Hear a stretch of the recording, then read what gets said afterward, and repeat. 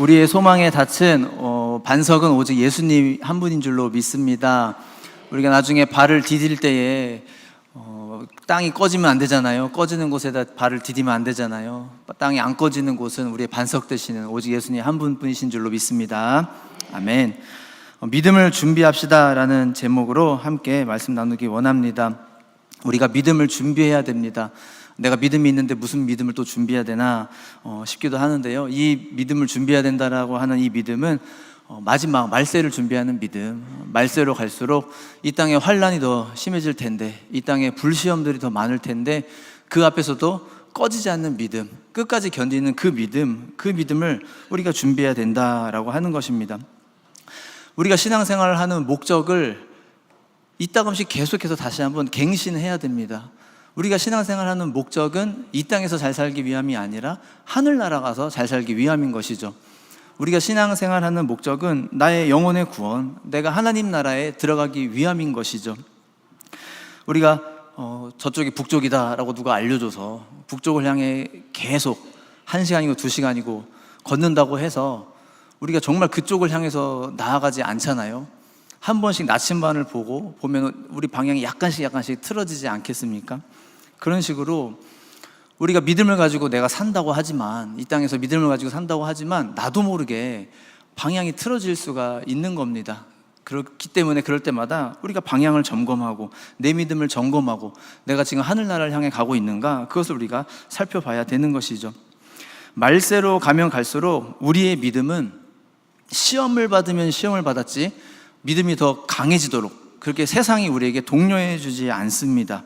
세상은 우리로 하여금 더 싸납게 시험을 하죠. 믿음을 떨어뜨리도록, 믿음을 잃어버리도록 세상이 그렇게 만듭니다.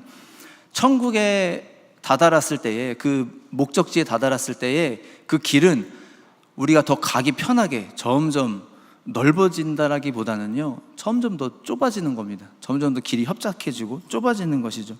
그렇기 때문에 우리가 그 좁은 길을 지나갈 수 있는 그 믿음을 준비해야 된다라고 하는 겁니다. 평소에는 총도 닦지도 않고 사격 훈련도 하지도 않고 체력 훈련도 하지도 않고 있다가 전쟁이 이제 막 나니까 그제서야 이제 막 총 녹슨 거 막 닦아내고 이게 총이 잘 발사가 되나 하면서 막 사격해보고 이러면 다 늦어버린 거잖아요. 전쟁은 전쟁이 터졌을 때 준비하는 게 아니라 전쟁이 없을 때 준비해야 되는 것처럼, 말세에 필요한 믿음은 그때 가서 내가 집중력을 발휘해서 그 믿음을 얻는 것이 아니라 지금부터 그 믿음을 만들어 나가야 된다라고 하는 겁니다. 예수님께서 분명히 말씀하셨습니다. 제자들이 예수님께 구원받는 사람이 많습니까? 적습니까? 이렇게 물어봤을 때 예수님이 많다 적다라는 대답보다는 좁은 길로 가라. 많은 사람들이 넓은 길로 가는데 좁은 길로 가라. 넓은 길은 많은 사람들이 찾고 좁은 길은 사람들이 잘 찾지 않는다. 너희는 좁은 길로 가라. 이러한 이야기로 답변을 대신 해주셨죠. 평소에 우리가 넓은 길로만 잘 갈도록 길들여져 있다면, 평소에 형통, 축복, 물질 이런 것만 우리가 추구하도록 길들여져 있게 된다면, 그런 믿음이 되어 있다면 마지막에 그것을 거부하는 시험과 환난이 닥쳤을 때에 그 앞에 정말 수많은 사람들이 믿음을 잃어버리지 않겠습니까?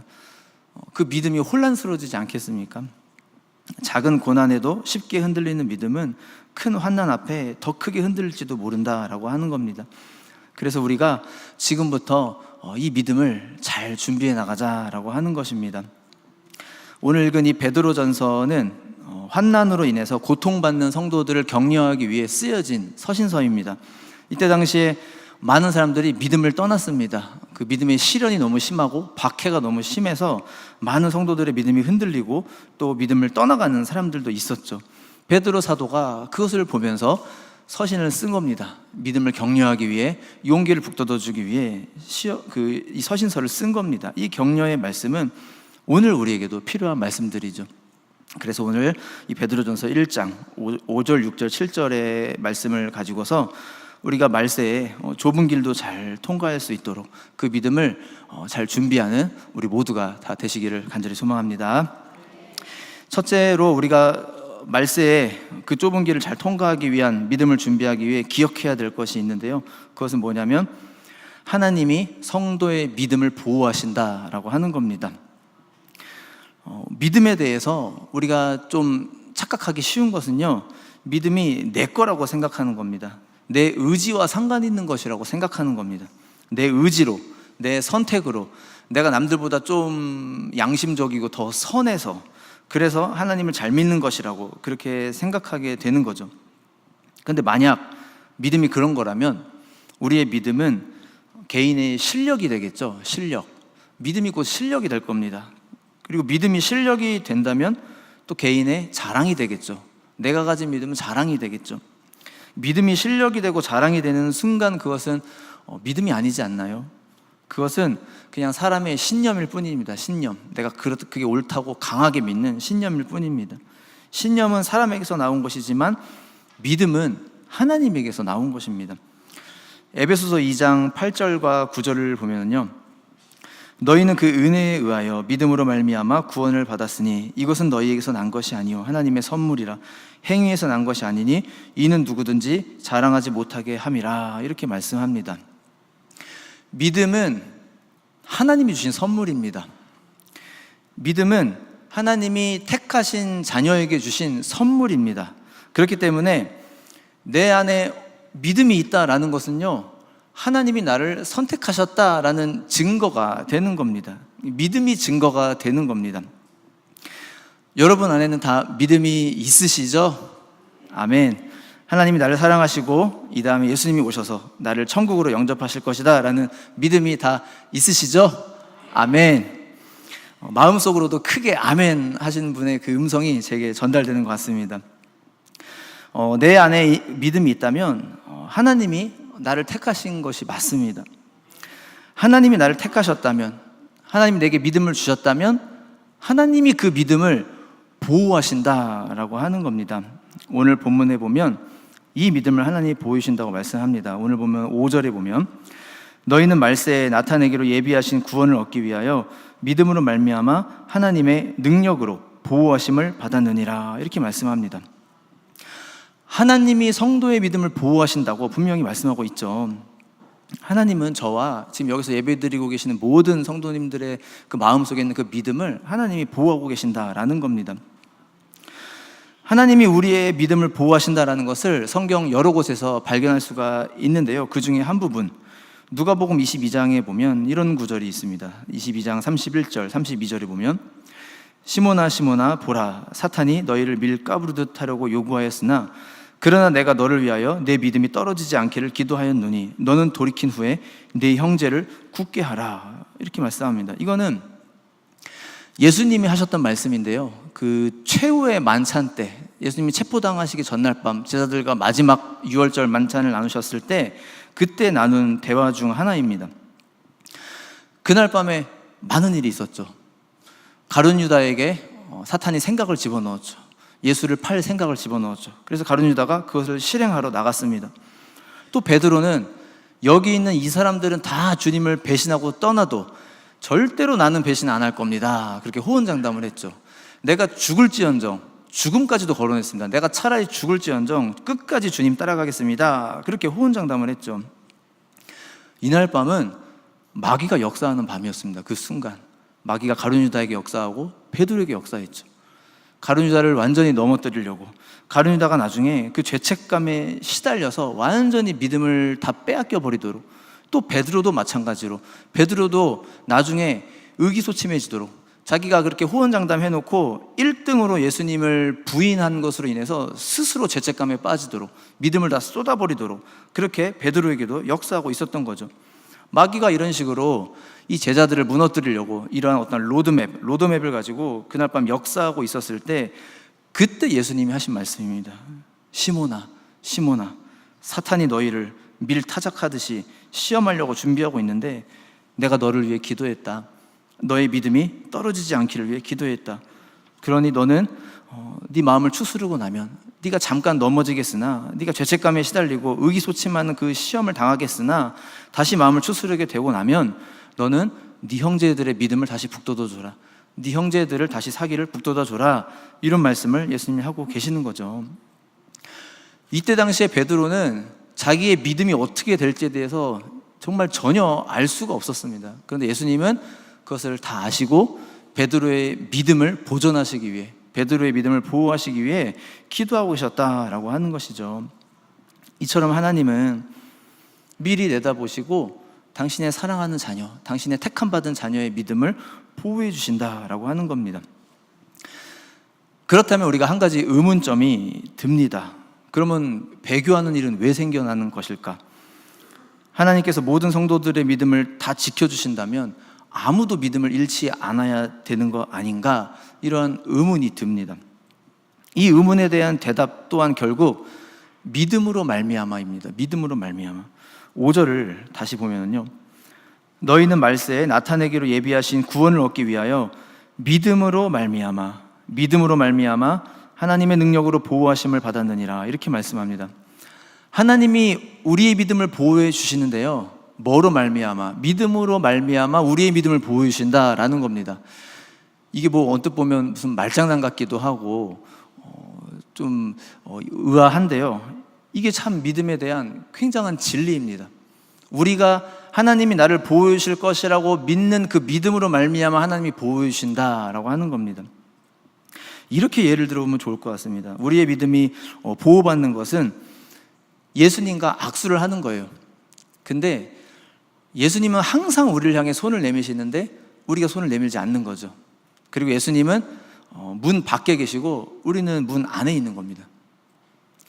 내가 의기소침해질 수 있고, 또 내가 정말 말도 안 되는 죄를 지어서 그렇게 베드로처럼 완전 믿음이 거의 떨어질 수준까지 될 수도 있겠죠.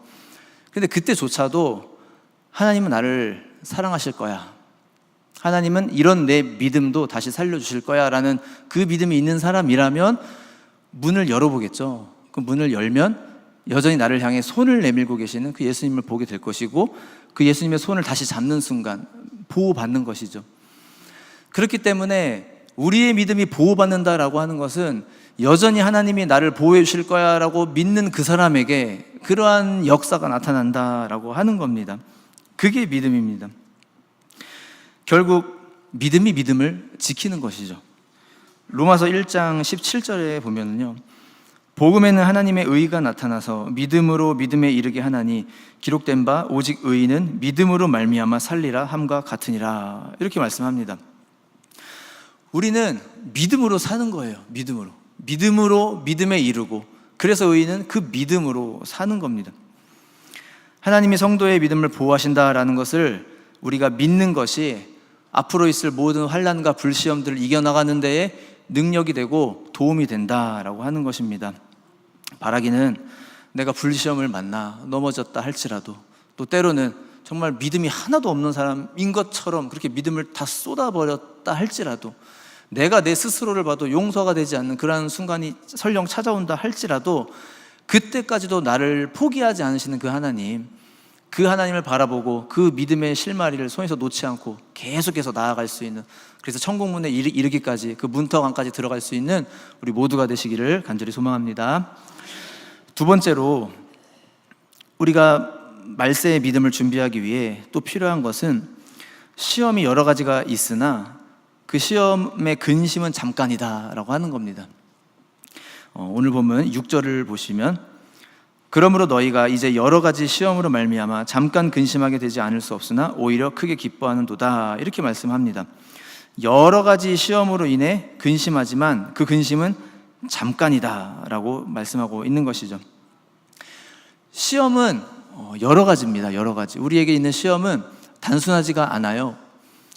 정말 온갖 방향에서 다 오는 것이죠. 시험이 빨주노초 파남보, 온갖 색깔의 시험들이 우리에게 다 오는 것이죠. 뭐 삶의 그런 형편, 그런 문제부터 시작해서 또 뭐 인간관계, 또 우리 내 속에 나만 가지고 있는 어떤 그런 마음의 트라우마, 상처, 이게 작동되는 일들, 또 내 의지와 상관없이 이상하게 일이 꼬여지게 되는 것들, 또 돌발적인 사건, 사고, 뭐 이런 것들, 정말 사람의 혼을 막 빼놓을 만한, 정신없이 사람의 혼을 빼놓을 만한 그런 온갖 종류의 시험들이 우리 앞에 있다라고 하는 겁니다. 그런데 기억해야 될 것은 뭐냐면, 그 시험으로 인해서 우리가 근심하게 되겠지만 그 근심은 잠깐이다라고 하는 겁니다. 잠깐이 되게 할 수 있다라는 겁니다. 예수님께서 당하셨던 시험을 보면 뭐 돌이 떡이 되게 하는 시험, 우리의 욕구와 관련된 시험이죠. 높은 성전에서 뛰어내리라는 시험, 우리의 명예와 관련된 시험이죠. 또 마귀에게 절하면 모든 것을 주겠다는 시험, 이생의 소유와 욕심에 관한 시험이죠. 돈에 굴복하라, 돈 앞에 절하라, 맘모니즘 앞에 절하라. 결국에는 돈이 하나님 위에 있지 않냐, 너도 그렇게 동의하지 않냐, 어서 동의해라. 이 시험, 이 시험들이 우리 앞에 항상 있을 것인데, 이 시험들은 다 치명적이지만 우리가 이겨내면 잠깐이다라는 겁니다. 그 근심은 잠깐이다. 6절 상반절을 다시 보시면요, 그러므로 너희가 이제 여러 가지 시험으로 말미암아 잠깐 근심하게 되지 않을 수 없으나, 이렇게 얘기합니다. 영원한 것이 아니라 잠깐이다라는 겁니다. 잠깐. 항상 나빠지는 거는 그 두 가지가 서로 합을 이루어서 나빠지는 것 같습니다. 시험이 있고, 이 시험에 대한 나의 태도, 이 시험에 대한 나의 반응, 이것이 서로 짝을 이루어서 이 상황을 더 나쁘게 만드는 것 같습니다. 우리가 어떻게 반응하느냐에 따라서 이 시험은 기나긴 시험이 될 수도 있고요, 이 시험은 오늘 본문에서처럼 잠깐일 수 있습니다. 다윗이 그 지붕이를 거닐다가 밧세바를 보았죠. 만약 다윗이 요셉처럼 정말 내 옷이 벗겨지는 한이 있더라도, 요셉은 그냥 무조건 도망쳤죠. 그 자리를 무조건 뛰쳐나갔습니다. 만약 다윗이 요셉처럼 딱 그 장면을 보는 순간 에그머니나 하고 자기 집무실을 향해서 막 뛰어갔다면 그 시험은 잠깐이었을 겁니다. 잠깐. 하지만 다윗이 어떻게 했나요? 그 밧세바를 계속 바라봤고, 궁으로 불어들였고, 간음죄를 지었고, 그걸 숨기려고 남편까지 살해했죠. 그 사이에서 태어난 아이가 또 죽습니다. 하나님이 나중에 이런 말씀을 합니다. 내가 네 아내를 빼앗아 네 이웃에게 주리니 그 사람들이 네 아내와 더불어 백주에 동침하리라. 너는 은밀히 행했으나 나는 이 일을 다 드러내고 행하리라. 이런 말씀하셨죠. 실제로 이대로 됐죠. 나중에 압살롬이 자기 아버지의 후궁들과 백주 대낮에 그 성 위에다가 텐트를 치고 그렇게 동침하는, 정말 그런 폐륜적인 일로 이어지게 되었죠. 다윗의 이 시험이라는 측면에서 다윗을 봤을 때 진짜 너무 긴 시험의 시간들을 다윗이 보내고 있는 것이죠. 도대체 이 열매가 어디까지 이어지나, 이 쓴 열매가 어디까지 이어지나. 하지만 그 순간 다윗이 요셉처럼 돌이켰다면 그 시험은 잠깐이 될 수 있었던 겁니다. 아이가 엄마 손을 붙잡고 길을 가는데 옆에 막 사탕 가게가 지나가고 장난감 가게가 지나가고 막 예쁜 놀이터가 지나가고 막 그럽니다. 아이가 유혹을 받으면 가서 막 그 진열대를 향해서 막 이러고 보겠죠. 그럼 그만큼 시간이 지체되겠죠. 하지만 또 아이가 엄마 손을 그냥 꼭 붙잡고, 시선은 비록 그리로 향했으나 다시 그냥 엄마 손 잡고 그 자리를 빨리 지나칠 수도 있겠죠. 시험이 마치 그런 것 같습니다. 나에게 기나긴 것이 될 수도 있고 잠깐이 될 수도 있는 것이죠. 이겨내면 잠깐이지만 내가 그것을 주목하고 내 마음에 가져오고 마음에 심고 또 그걸 내가 또 묵상하고 계속 내 손에서 쥐고 있으면 기나긴 것이 되겠죠. 시험이. 우리는 이 시험을 영원히 되게 만들 수도 있고 잠깐이 되게 만들 수도 있다라는 겁니다. 여러 가지 시험을 만나게 될 때에 이 또한 결국 지나가리라, 내가 이겨낼 수 있다, 이겨내면 잠깐이다, 이겨내는 건 잠깐이다, 이런 마음으로 임한다면 우리가 다 이겨낼 수 있다고 그렇게 믿습니다.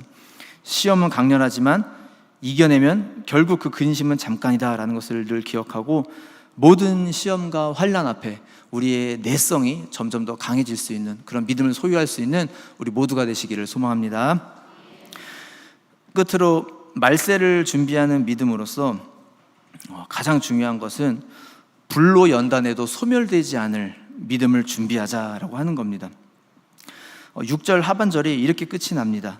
잠깐 근심하게 되지 않을 수 없으나 오히려 크게 기뻐하는도다.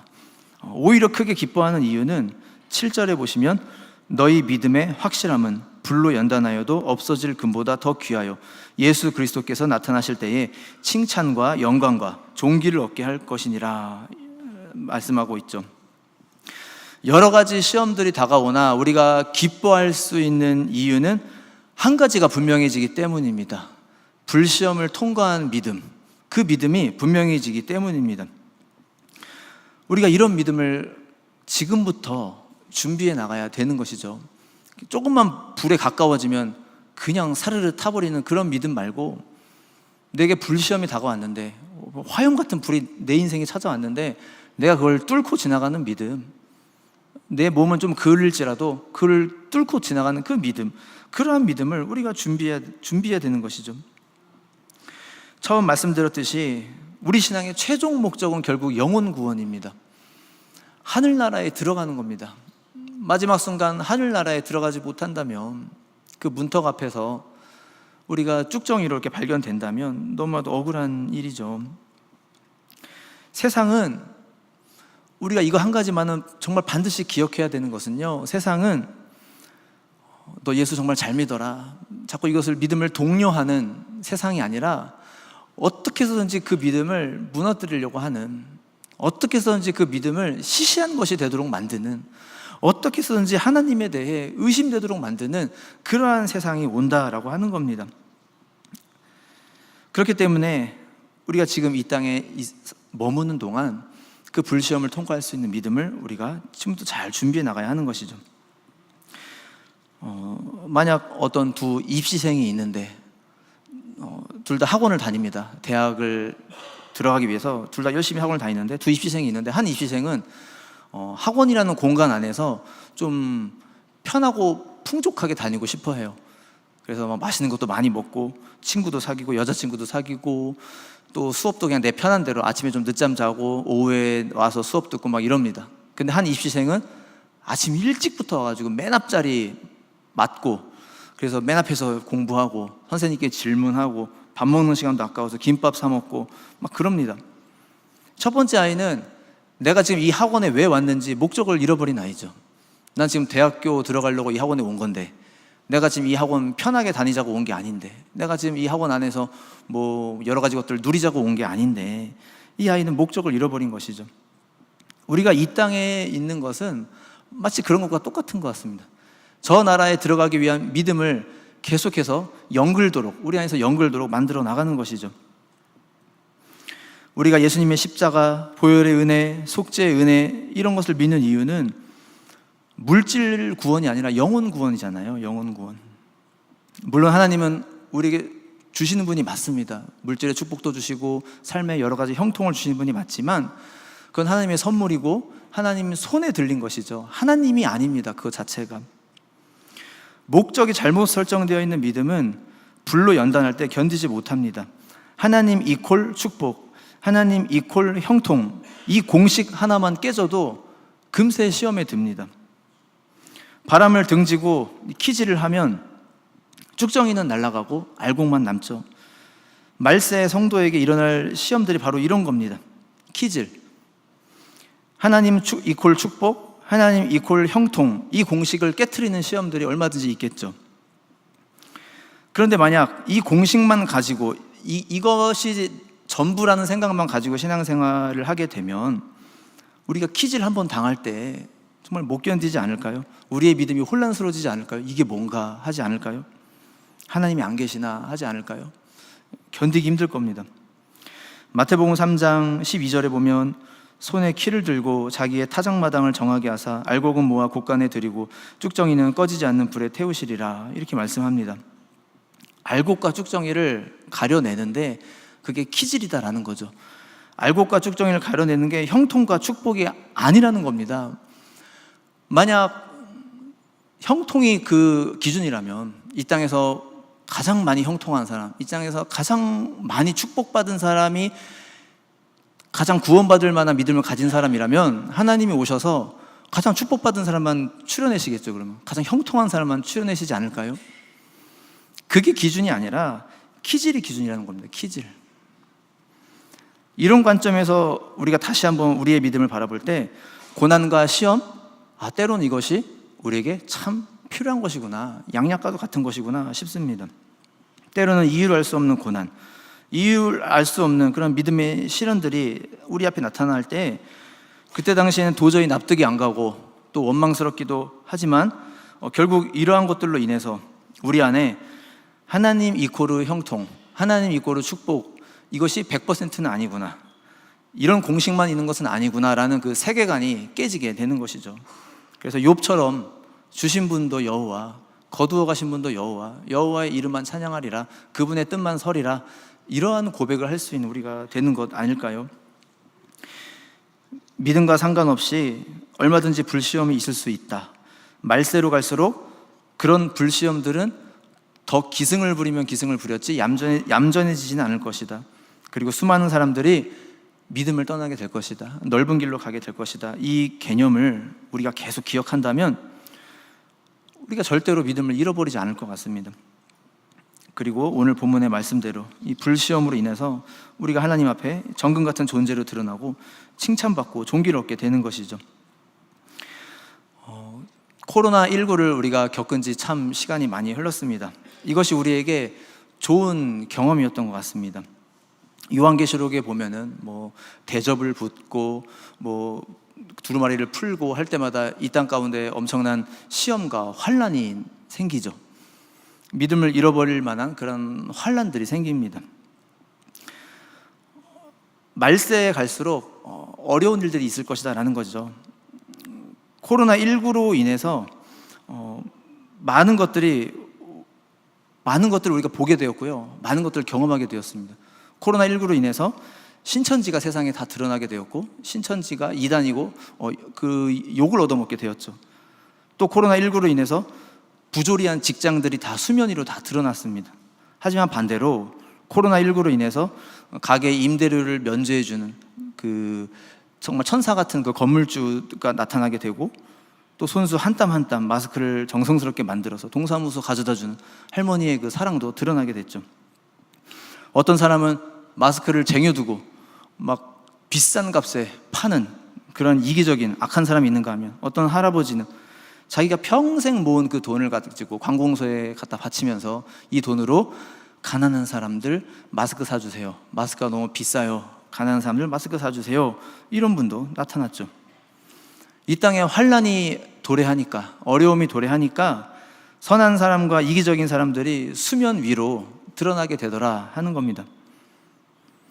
마찬가지죠. 이 땅 가운데 크나큰 믿음의 시험이 생기게 될 때에 알곡과 같은 그리스도인과 쭉정이와 같았던 그리스도인이 드러나게 되는 것 아닐까요? 영화 타이타닉에 보면 그 배가 침몰할 때 사람들이 각양각색의 모습을 보이죠. 어떤 사람은 속여서라도 나 하나 보트에 타고자 하는 사람이 있는가 하면, 어떤 사람은 끝까지 남을 구하려고 하는 사람도 있죠. 어떤 사람은 남이 탈 자리 없다고 자기가 막 돈까지 내면서 보트를 자기 소유화하려는 사람이 있는가 하면, 어떤 사람은 자녀에게 동화책을 읽어주면서 마지막까지 그 죽음을 맞이하는 어머니의 모습도 있었죠. 배가 침몰하게 되면서 각 사람들의 그 진면목이 드러나고 있는 겁니다. 키질이 그런 겁니다. 키질을 하면은 그런 일이 일어나는 겁니다. 평소에는 다 알곡처럼 보이지만 이 땅 가운데 키질이 일어났을 때에 알곡은 남고 쭉정이는 날아간다라고 하는 것이죠.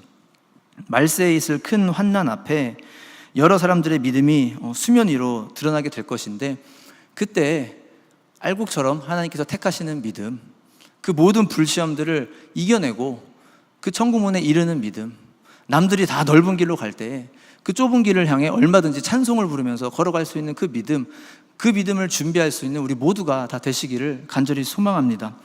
그래서 여러 가지 불시험들을 능히 다 이겨내고 어떤 상황에서도 하나님이 내 믿음을 보호하신다라는 그 믿음 끝까지 붙잡고 천국 문에 다 같이 들어가서 다 같이 서로 우리 얼굴 맞대면서 찬송 부를 수 있는, 예수님께 칭찬받을 수 있는 저와 여기 계신 모든 성도님들 다 되시기를 간절히 축복합니다. 기도하시겠습니다. 사랑의 주님, 세상에 여러 가지 환난과 시험이 있으나 우리가 겁내지 않게 하여 주옵시고, 하나님이 우리의 믿음을 보호하신다라는 것을 믿고 담대히 나아갈 수 있게 하여 주옵시며, 또 여러 가지 치명적인 시험과 어려움들이 우리 앞에 놓여진다 할지라도 그것으로 인하여서 우리의 믿음이 녹아 없어지는 것이 아니라 오히려 그 불을 통과하여서 예수님 앞에 서서 칭찬받는 믿음, 천국에 들어가서 칭송받는 그 믿음 될 수 있는 우리 모두가 다 되게 하여 주시옵소서. 감사드리며 예수님의 이름으로 기도드렸습니다. 아멘.